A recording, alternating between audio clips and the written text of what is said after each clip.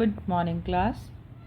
Let's start our chapter number 1, that is Python Pandas. इससे पहले मैंने आप लोगों को numpy के कुछ वीडियोस शेयर किए थे.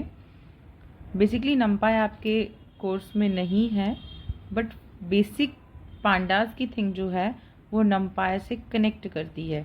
दैट मीन्स हमें ये पता होना चाहिए कि एरे क्या होता है, एरे के साथ में हम लोग किस टाइप की वैल्यू को एक्सेस कर सकते हैं, स्टोर कर सकते हैं, 2D एरे 1D एरे क्या होता है.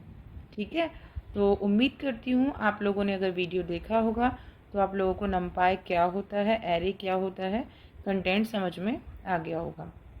ओके, जैसा कि आपने उस वीडियो में देखा कि हम लोगों को numpy array that means array की फैसिलिटी को इंक्लूड करने के लिए import numpy एज np करके दैट मीन्स numpy की लाइब्रेरी फाइल को अपनी फाइल में कॉल करना होता है. Same as it is pandas के कुछ फीचर्स हैं जिसे मैं आपको इस वीडियो में डिस्कस करके बताऊंगी. ठीक है, बेसिकली पाइथन दो तरह की लाइब्रेरी को इंक्लूड कराता है. एक लाइब्रेरी होती है पांडास और एक लाइब्रेरी होती है numpy. दैट मीन्स हम दोनों लाइब्रेरी को कॉल कर सकते हैं. दैट मीन्स दोनों ही लाइब्रेरी का स्पेसिफिक यूज़ है. इन्हें लाइब्रेरी फाइल किस लिए बोला गया है, इन्हें लाइब्रेरी फाइल इसलिए बोला गया है क्योंकि ये बहुत सारे BSD लाइब्रेरी टाइप है. बहुत सारे वेरियस इनबिल्ट टूल ये अपने आप में लेकर चलते हैं. दैट मीन्स जैसे ही हम लोग सिर्फ इस नाम को लिखते हैं, इस फाइल को इंपोर्ट करके अपनी फाइल में कॉल कराते हैं, तो बेसिक लाइब्रेरी के कुछ फंक्शंस होते हैं जो सिर्फ इनके नाम से अपने फाइल में इंक्लूड हो जाते हैं, इंपोर्ट हो जाते हैं. तो पांडास को स्टार्ट करते हैं. जैसा कि आप सभी जानते हैं, मैंने कुछ टॉपिक्स लिखे हैं जिसमें पांडास को डिफ़ाइन किया गया है. सबसे पहली बात, अगर आपसे कोई पूछता है कि पाइथन पांडास क्या है, तो आप ये बताएंगे पाइथन पांडास एक लाइब्रेरी है जो कि डेटा एनालिसिस के काम में आती है. डेटा एनालिसिस का मतलब है कि एक ऑर्गेनाइज्ड फॉर्म हमें प्रोवाइड कराती है जिसकी हेल्प से हम लोग वेरियस टूल्स को एक्सेस करके अपने डेटा को एक स्पेसिफिक वे में स्टोर कर सकते हैं, एक्सेस कर सकते हैं. ओके, सेकंड थिंग है कि provide various tools inbuilt. That means Python pandas के पास में बहुत सारे टूल्स हैं जो कि इनबिल्ट हैं. दैट मीन्स सिर्फ इसका पाइथन पांडास नाम लिखा, नाम लिखते ही इसके जो इनबिल्ट टूल्स हैं जो इसके नाम में इनबिल्ट होकर आते हैं, तो उन टूल्स का हमें आगे से डिफाइन करने की नीड नहीं होती है. सिर्फ एक लाइन से उस टूल का काम समझ में आ जाता है. उसके बाद है ओपन सोर्स BSD लाइब्रेरी. ये एक बहुत इम्पॉर्टेंट टॉपिक है. That means open source BSD library का ये है कि पाइथन पांडास जो भी अपने साथ में इंक्लूड करके चलता है टूल्स को, वो इतने वास्ट हैं कि हम उसे किसी भी फॉर्मेट में अपने बेसिक फाइल में एक्सेस करा सकते हैं. दैट मीन्स उसे हम चेंज कर सकते हैं, वेरियस फॉर्मेट में उसको कन्वर्ट कर सकते हैं. ओके, एंड उसके बाद है provide data structure. Provide data structure का मतलब एक स्पेसिफिक ऑर्गेनाइज्ड वे प्रोवाइड कराता है जिसकी हेल्प से हम लोग अपने डेटा को एक स्पेसिफिक व्यू में उसको स्टोर करा सकते हैं. ओके, अब उसके बाद बात आती है कि अच्छा ये सभी क्वालिटीज़ तो पाइथन पांडा अपने साथ में लेकर चलता है. तो हम ये बोलें कि अगर हमें पाइथन पांडा को यूज़ करना हो तो क्या करना चाहिए. तो पांडास को यूज़ करने के लिए हमें सबसे पहले पांडास की फ़ाइल को इंपोर्ट करना होगा, जैसे कि अपन ने किया इंपोर्ट पांडास एज pd. अब हम बात करते हैं पांडास तो फाइल की बिल्ट इन लाइब्रेरी हो गई. एज pd क्या है, जैसे हम लोगों ने सीक्वल में भी आएगा ये टॉपिक आपका. दैट मीन्स ये इसका एक एक्सटेंशन बन जाता है, एलियास बन जाता है, ऑब्जेक्ट बन जाता है. ठीक है, अब ये क्या है, पांडास की फाइल का ऑब्जेक्ट है. दैट मीन्स अब जो हम पांडास की फाइल को pd से कॉल करेंगे, मतलब उसका एक शॉर्ट नेम है, उसका एक निक नेम है, जिससे हम लोग कंप्लीट टाइम पर जब भी फाइल को एक्सेस करेंगे तो pd डॉट लगाकर और हम लोग डायरेक्टली उसको एक्सेस कर देते हैं.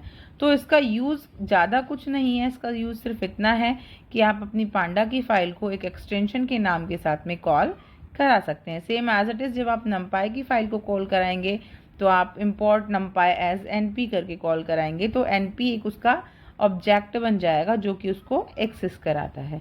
ओके, तो ये तो बात हो गई कि हम किस तरीके से पांडास को या फिर नंपाई की फाइल को किस तरीके से कॉल कराते हैं, किस तरीके से इम्पोर्ट कराते हैं। ठीक है, जैसे ही हम लोगों ने ये लाइन पुट की अपने फाइल के बेसिक प्रोग्राम में, तो हमारे जो पांडास का बेसिक जो टूल्स हैं, जो उसकी लाइब्रेरी फाइल्स के अंदर इंक्लूडेड टूल्स हैं, वो ऑटोमेटिकली कॉल हो जाते हैं। देन हम बात करते हैं Python pandas provide a data structure for storing data. ये मैंने ऊपर भी बताया था कि एक डेटा स्ट्रक्चर को प्रोवाइड कराता है। अब हम बात करते हैं डेटा स्ट्रक्चर क्या होता है। डेटा स्ट्रक्चर का मतलब एक ऐसा फॉर्मेट जिसमें ऑलरेडी आपके पास फिक्सेशन होता है कि आप इसमें अपने डेटा को सिर्फ रो की फॉर्मेट में सेव कर सकते हैं, कॉलम की फॉर्मेट में सेव कर सकते हैं। दैट मीन्स उस सभी का स्टोर करने का, एक्सेस करने का एक तरीका होता है, that is called a data structure. से स्ट्रक्चर प्रोवाइड होता है कि वो किस तरीके से ऑर्गेनाइज्ड फॉर्मेट में अपने डेटा को स्टोर कर सकता है। ओके, देन हम बात करते हैं डेटा स्ट्रक्चर। जो पांडा है वो 2 टाइप के डेटा स्ट्रक्चर को हमें प्रोवाइड कराता है। First is series and second is data frame. अगर मैं इसको दूसरा नाम दूं तो आप नमपाई में इसको 1D एरे बोल सकते हैं और इसको आप 2D एरे बोल सकते हैं। ठीक है, जैसे कि सीरीज और equal 1D array, that means जो कंटेंट सीरीज लेकर चलती है सेम वही कंटेंट 1D एरे लेकर चलता है। दैट्स वाई आपको नमपाई एरे पढ़ने की जरूरत पड़ेगी। ओके, अब हम बात करते हैं अपनी बुक से। आप इसके बाद वाला टॉपिक अपनी बुक से लेकर चलेंगे। तो हम बात करते हैं सीरीज और डेटा फ्रेम क्या होता है। पहले हम इसको समझते हैं। Open your book at page number 3। आप देखेंगे कि 2 बेसिक डेटा स्ट्रक्चर उसने प्रोवाइड कराए हैं, series and data frame. Okay, जैसा कि हम जानते हैं सीरीज का मतलब 1 डायमेंशनल, उसने क्लियरली मेंशन किया है आपको। सीरीज का मतलब 1 dimensional. Okay, and data frame का मीन्स है 2 डायमेंशनल। ठीक है, अब हम बात करते हैं डायमेंशन क्या होता है। डायमेंशन का मतलब होता है कि उसके कितने एंगल्स बन रहे हैं। ठीक है, मतलब स्ट्रक्चर में हम उसके पैनल में जो उसका स्ट्रक्चर यूज़ कर रहे हैं वो किस तरीके से यूज़ में आ रहा है। तो हम ये कह सकते हैं कि सीरीज़ का मतलब तो होता है 1D एरे जिसमें कॉलम हो एक। ठीक है, और 2 डायमेंशनल एरे का मतलब जिसमें रो भी हो और कॉलम भी हो। दैट मीन्स मल्टीपल कॉलम्स जो अपने आप में रो और कॉलम का काम करते हैं। ठीक है, ऐसे आप डिटेल से पढ़ेंगे तब आपको अच्छे से क्लियर हो जाएगा कि सीरीज और डेटा फ्रेम में क्या डिफ्रेंसिएशन है। तो पहले हम इसका सीरीज वर्सेस डेटा फ्रेम को देख लेते हैं। सबसे पहला है डायमेंशन। क्लियर है, 1 डायमेंशनल है, ये 2 डायमेंशनल है।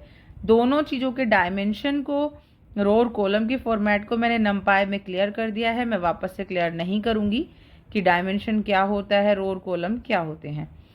उसके बाद है होमोजीनियस डेटा। होमोजीनियस डेटा का मतलब होता है कि जितने भी सीरीज में अपन एलिमेंट सेव करेंगे वो एक टाइम पर एक ही तरीके के होंगे। That means same data type का डेटा हम स्टोर कर सकते हैं। इसका मतलब हम अगर एक सिंगल टाइम में सीरीज वाला डेटा कॉल कर रहे हैं तो एक बार में या तो हम लिस्ट को कॉल करेंगे, या हम डिक्शनरी को कॉल करेंगे, या हम टपल को कॉल करेंगे। मतलब कहने का ये है कि ऐसा नहीं है कि आप मल्टीपल डेटाज को कॉल कर सकते। जैसे कि एक टाइम में या तो हम सिर्फ सिंगल इंटीजर की वैल्यू लेंगे, या सिर्फ कैरेक्टर की ही वैल्यू लेंगे, या सिर्फ फ्लोट की ही वैल्यू लेंगे। मल्टीपल डेटा टाइप्स की वैल्यू को हम इसमें नहीं ले सकते हैं। That is called a homogeneous data. जबकि डेटा फ्रेम जो है वो हेट्रोजीनियस डेटा है। हेट्रोजीनियस डेटा का मतलब डिफर काइंड के डेटा टाइप्स के एलिमेंट्स को हम लोग इसमें सेव कर सकते हैं, स्टोर कर सकते हैं। उसके बाद है value mutable. That means series के जो एलिमेंट्स की वैल्यू है वो हम चेंज कर सकते हैं, सेम एज इट इज़ इसकी भी वैल्यू को हम चेंज कर सकते हैं। ठीक है, इसके बाद हम बात करते हैं साइज इम्यूटेबल। एक बार जो हम लोगों ने क्रिएट कर दी सीरीज, उसके ऑब्जेक्ट के साइज को हम चेंज नहीं कर सकते। दैट मीन्स उसमें कोई भी वैल्यू ऐड या कोई भी वैल्यू ड्रॉप नहीं की जा सकती। कोई न्यू वैल्यू हम नहीं ले सकते या फिर कोई पुरानी वैल्यू को हम ड्रॉप नहीं कर सकते। ठीक है, जबकि इसमें साइज म्यूटेबल होता है।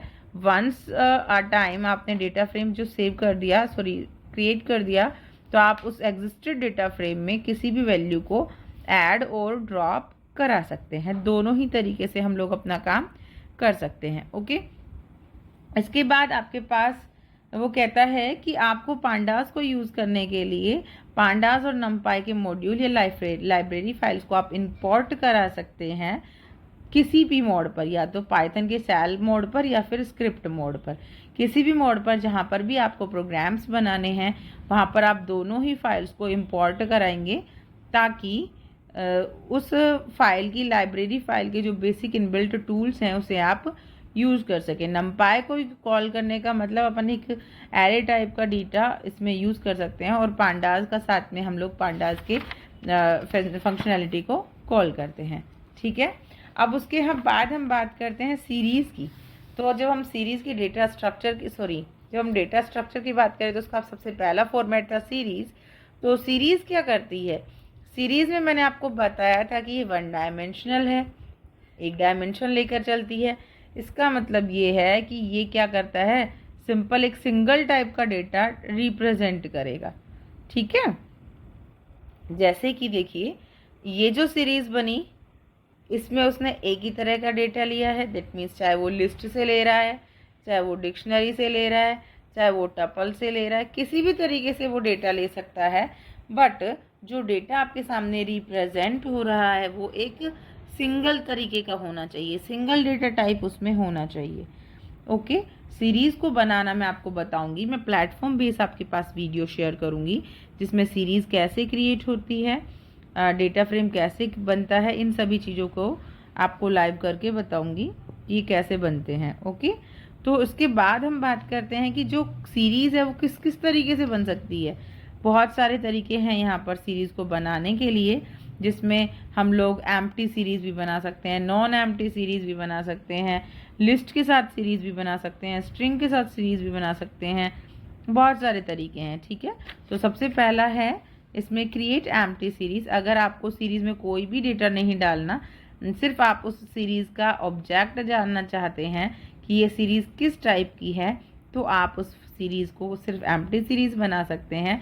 तो इसमें क्लियरली दिया हुआ है कि अगर कोई हम एम्प्टी सीरीज़ बनाते हैं और उसका ऑब्जेक्ट या मतलब उस सीरीज़ ने किसी भी तरीके की वैल्यू को नहीं ले रखा है तो उसका डिफ़ॉल्ट डेटा टाइप फ्लोट आता है। कंफ्यूज ना हो, जब इस सीरीज़ में एक ऑब्जेक्ट बनाया है और सिंगल सीरीज़ एम्प्टी सीरीज़ को पास कर दिया है, तो इस सीरीज़ को जब वो कॉल करेगा तो उसका सिंपल डेटा टाइप बताएगा, वो क्या होगा, फ्लोट होगा। ओके, इसके बाद हम बात करते हैं, इसी एक लाइन से क्वेश्चन बन सकता है, अगर एम्प्टी सीरीज़ के अंदर कोई भी ऑब्जेक्ट पास नहीं हो रहा था उसका डिफ़ॉल्ट डेटा टाइप क्या होगा, that is float. Okay, next अपन बात करते हैं creating non empty series. Non empty series का मतलब कि जब आप कोई भी सीरीज़ बनाना चाहते हैं तो उसमें कोई ना कोई डेटा टाइप, कोई डेटा की वैल्यू आपने उसमें इंक्लूड की है, चाहे वो किसी भी फॉर्मेट में है। ठीक है, तो आप कैसे करेंगे, यहाँ पर आप सीरीज़ का ऑब्जेक्ट का नाम लिखेंगे, pd.series लगाएंगे, सीरीज़ का s बड़ा होगा, ध्यान रखें, और यहाँ डेटा डालकर अगर आपको कोई इंडेक्स्ड वैल्यू देनी है तो आप इंडेक्स्ड वैल्यू दे सकते हैं। अदरवाइज 0 1 2 3 4 अगर आप इंडेक्सिंग नहीं देते हैं तो 0 1 2 3 4 ये अपने सेल्फ से लेकर चलता है।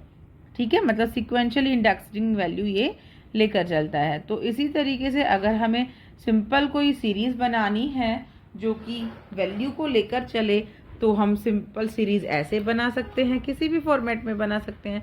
देखिए सबसे पहले उसने एक ये वाली सीरीज़ हम देखते हैं जिसमें उसने वैल्यू को स्पेसिफाई किया है, मतलब वैल्यू दी है उसने।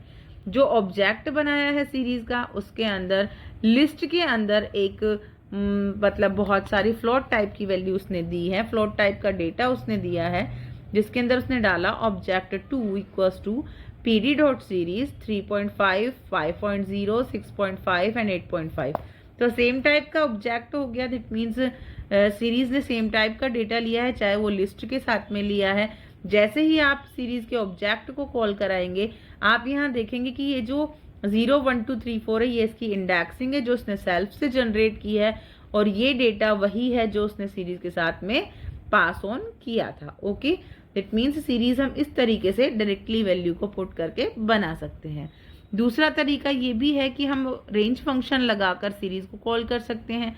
रेंज फंक्शन हम लोगों ने 11th क्लास में भी पढ़ा था, जो कि सिक्वेंशियल डेटा को जनरेट करता है सीक्वेंस डेटा का मतलब है कि उसके साथ में जो सिंगल सीक्वेंस में डेटा चल रहा है उसको बार बार लिखने की ज़रूरत नहीं पड़ती। तो रेंज के साथ उसने जो 5 रेंज दी है तो सिंपल सी बात है, 0 से चलेगा और 5 वैल्यू एक्सक्लूड होगी तो 4 तक वैल्यू जाएगी। और उसके साथ में उसने क्या किया है, वैल्यू को रिप्रेजेंट कर दिया है। यहाँ पर आप देखेंगे कि इसमें जो उसने रेंज फंक्शन डाला था उसमें 5 वैल्यू डाली थी तो बाय डिफ़ॉल्ट इंटीजर वैल्यू उसने कंसिस्ट की। लेकिन यहाँ पर जो डेटा की वैल्यू उसने डाली थी, यहाँ पर फ्लोट डेटा डाला था, दैट्स वाई इसका डेटा टाइप फ्लोट आ रहा है। ओके, आज के लिए इतना ही। इसके बाद वाला जो वीडियो आएगा शायद वो प्लेटफॉर्म बेस्ड वीडियो होगा। अच्छे से फोकस करें। डेली जो भी वीडियो मैं आपको शेयर करती हूँ उसको ध्यान से देखें, समझें। कोई चीज़ समझ नहीं आती है तो मुझसे पूछें। Keep learning, keep watching. Thank you.